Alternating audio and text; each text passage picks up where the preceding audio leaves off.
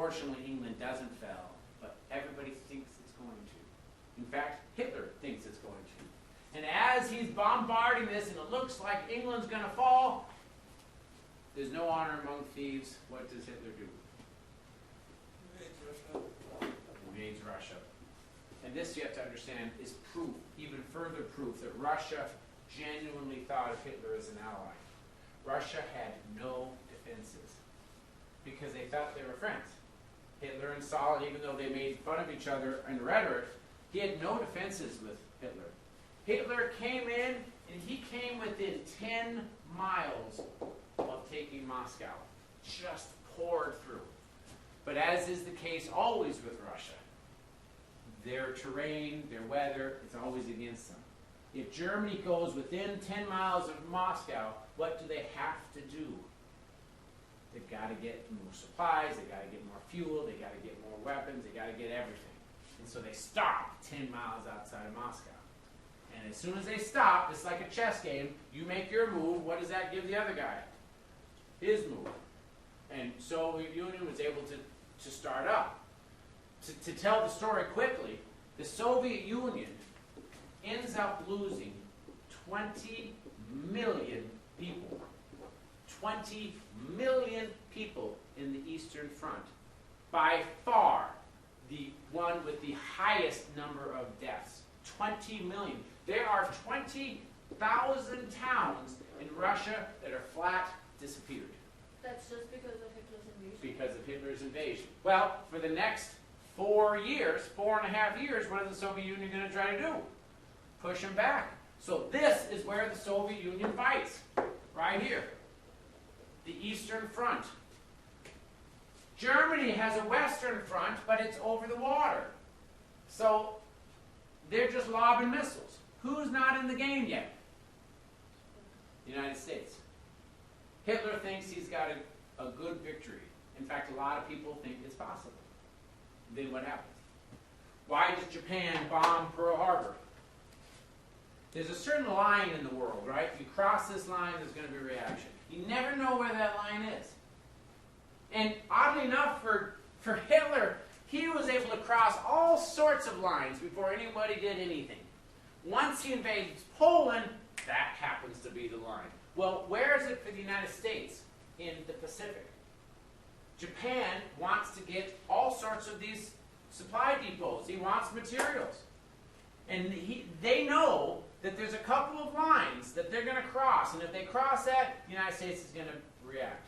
And so knowing that, we're being strategic. If you know the guy's going to take your night, what do? You try to do all these defenses beforehand. So Japan says, okay, that's where all of America's Navy is, and it was a horrible location. It was half of it right there in Pearl Harbor. We just go in, we wipe them all out. That way, when we start advancing, they can't do anything about it. And they did. And they did. But the United States didn't only have those weapons. We had an entire industry base. And immediately we started making better. And in fact, the weapons, the ships that we built are better than the ships that were destroyed. But we can't do it immediately. And the Pacific Front is a very long, hard-fought war because we have to get supplied, and then we have to go from island to island to island. So Japan is thinking strategically. If we can knock them out immediately, that means they're going to be in the war. Who are they going to fight first? Germany or Japan? Germany. Next day, Germany declares war on the United States. The United States recognizes a state of war against both sides. We're in World War II. When do we get involved? Got about 3 minutes. Let me give you a basic storyline. There are 5 fronts. The Pacific versus Japan, this area, front number 1. North Atlantic in the water versus Germany, up here. Then there's the North Africa versus Germany, right here. Remember, Italy had already taken North Africa, and Germany was sweeping down. And then we have European air versus German air.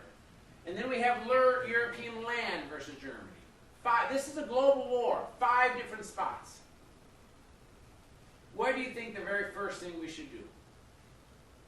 knowing that even though we knew this was coming, we had a population that wasn't wanting for us to get in the war, so we are building. We're not isolationist by policy. FDR knows that we're going to get involved with this. So he starts rebuilding, but we have to do it relatively slow. Because what are the isolationists at home going to say if we start becoming really hyper-military? And we want this war.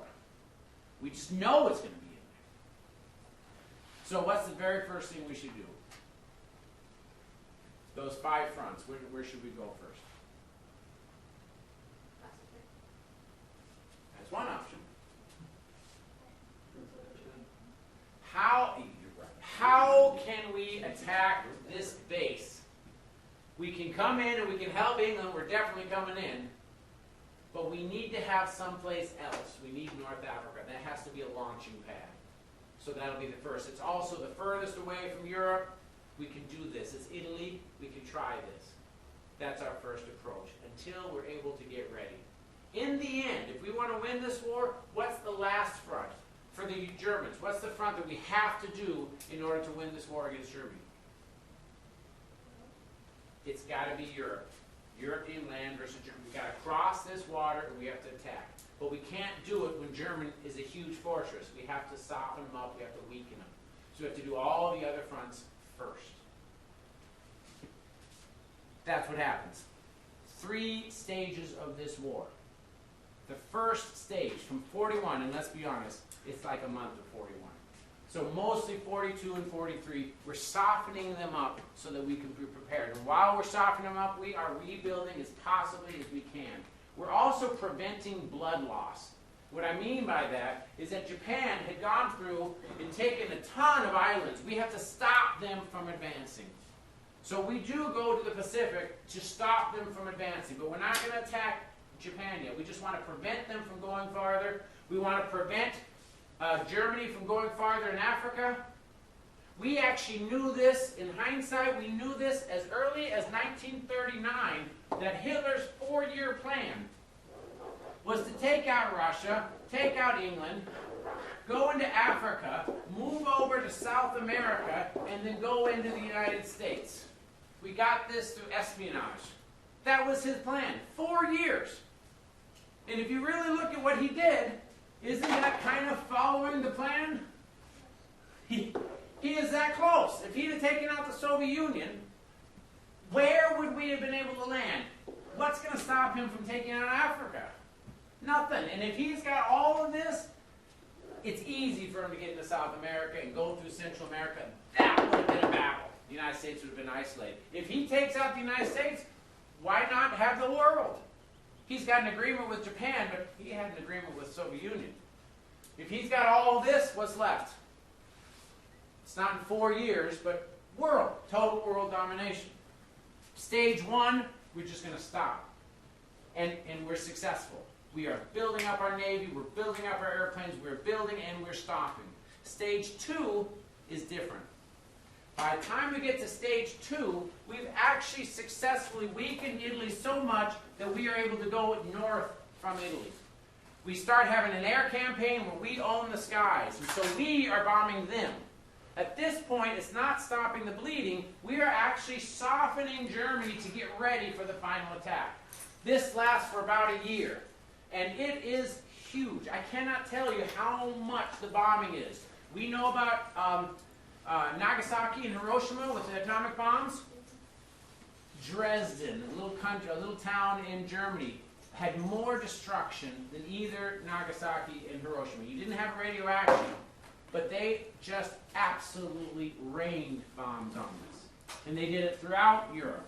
And by the time you get done, 44 to 45, that's when we finally have the attack. Unfortunately, we're missing a big part of this story. We'll have to give it to you after in the next unit. But the big part of this story is this. When we started this war, we had this thing called the Atlantic Charter. And this is even before the United States gets involved. The United States and England have an agreement, and they set the agenda for the war, the objectives, why we are fighting. France wasn't there physically, but they had an agreement because they were in exile. The Soviet Union had only that month been attacked, but they were certainly not part of the Atlantic Charter. The next month, the Soviet Union joins the United States and England. Does the Soviet Union have the same objectives as the United States and England and France? Prior to June of 1940, which side was the Soviet Union on? On Germany, and Austria, and Japan. They were rule of might. The only reason why they joined the Americans and the English is that the Americans say, if you fight, we'll give you Lend-Lease, we'll give you these supplies. But they don't agree with the Americans or the English. What's going to happen when the war is over? In the future of the world, will it follow the rule by law, which is the side that won, or will it follow the rule by might? And do you think there may be some conflict among the victors? And do you think there may be some reason why we had a Cold War that lasted for almost 50 years? Yes. Yes. We'll talk about that in the next